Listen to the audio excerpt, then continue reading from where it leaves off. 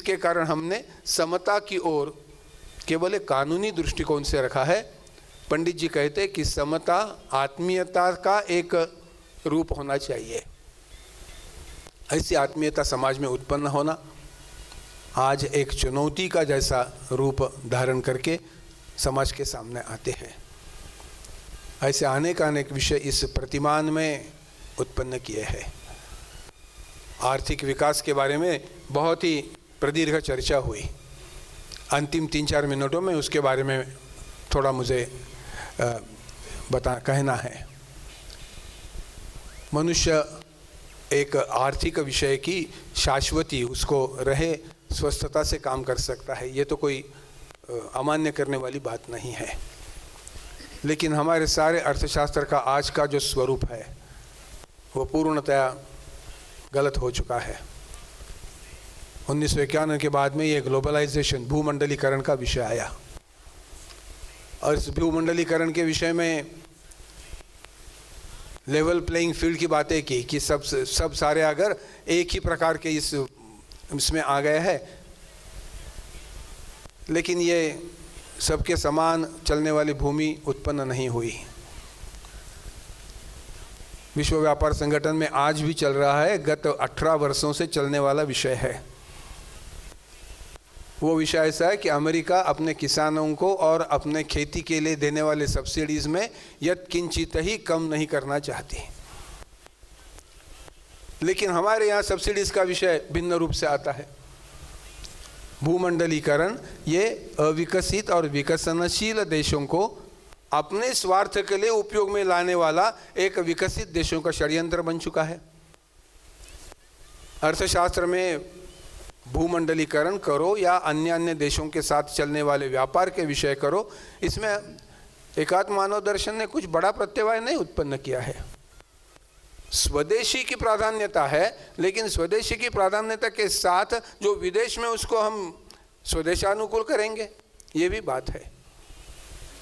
महात्मा गांधी जी ने तो स्वदेशी की व्याख्या करते समय कहा था कि जो सबसे नजीक उपलब्ध है वो स्वदेशी।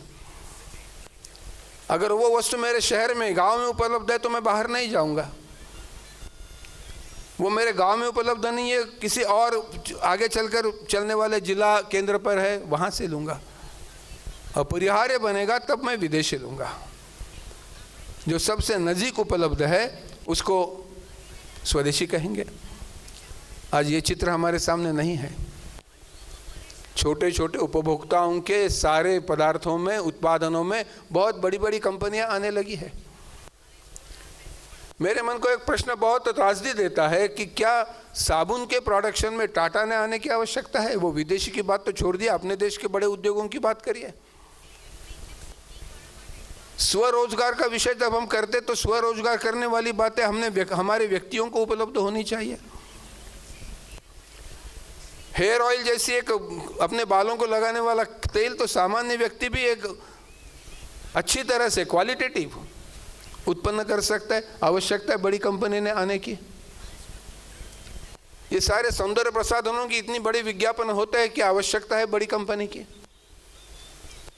बहुत बड़ा यंत्र उत्पादन करने का लिए ये सरप्लस बहुत उत्पादन की, पहले उत्पादन बाद में उपभोग है।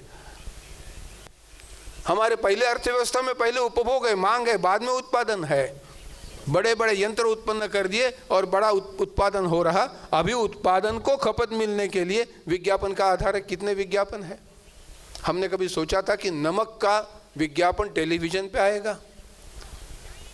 मिर्च मसाले का उत्पादन टेलीविजन पे आएगा? क्या टेलीविजन का विज्ञापन देखकर हम नमक ज्यादा खाना की शुरुआत करेंगे या कम खाना? कैसा आया ये सारे अर्थविश्व को एक प्रकार का एक नया ही अनारोग्य कारक मोड़ देने वाली बातें चल रही है। और अर्थव्यवस्था के बारे में शासन प्रणाली बहुत महत्वपूर्ण होती है। जीडीपी बढ़ता है, रोजगार कम होता है, लेकिन बड़े उद्योगों को हम छोटे उद्योग करने वाले उद्योग दे ही रहे हैं। सारे विसंगतियों का एक ही है कि मानव हित को विचार में नहीं लिया जाता। एकात्म मानव दर्शन में समाजशास्त्र हो, शिक्षा हो, स्वास्थ्य हो, उद्योग हो, अर्थशास्त्र हो, कृषि हो, इन सारे आयामों को स्पर्श करते करते उद्दिष्ट एक ही है, और वो उद्दिष्ट है मानव का, मनुष्य मात्र का सर्वोन्मुखी विकास। मान्य महेश चंद्र जी ने कहा कि पूंजीवाद के पीछे न जाते हुए मनुष्य के विकास के पीछे जाने वाला विषय चाहिए। ऐसे सारे विषयों को जब एकत्रित रूप से हम देखते हैं तो विषय सामने आता है कि परिवर्तन करते समय परिवर्तन के पीछे चलने वाली विचार परंपरा सुदृढ़ होनी चाहिए। परिवर्तन दिखाई देता है लेकिन परिवर्तन की विचार परंपरा सुदृढ़ नहीं दिखाई देती। ऐसे सुदृढ़ विचार परंपरा का ही नाम है एकात्म मानव दर्शन। ऐसे एकात्म मानव दर्शन जैसे सुदृढ़, इस देश को अनुकूल, इस मिट्टी से नाता रखने वाला विचार समाज में प्रसृत करके आत्मविश्वास के साथ आगे चलने की आवश्यकता है। पिछले जो बहुत कुछ करके रखा है वो सारा पोंछकर नया उत्पन्न करना है। इसलिए चुनौती की गंभीरता और चुनौती की खोली भी बहुत बड़ी है, उसको स्वीकार करके आगे चलना है। मुझे लगता है कि आज का ये सेमिनार इस सारे प्रवास में एक अगला कदम होगा, और वो अगला कदम जिन्होंने डाला है उनका अभिनंदन करते हुए, आप सभी के प्रति धन्यवाद व्यक्त करते हुए ये मेरा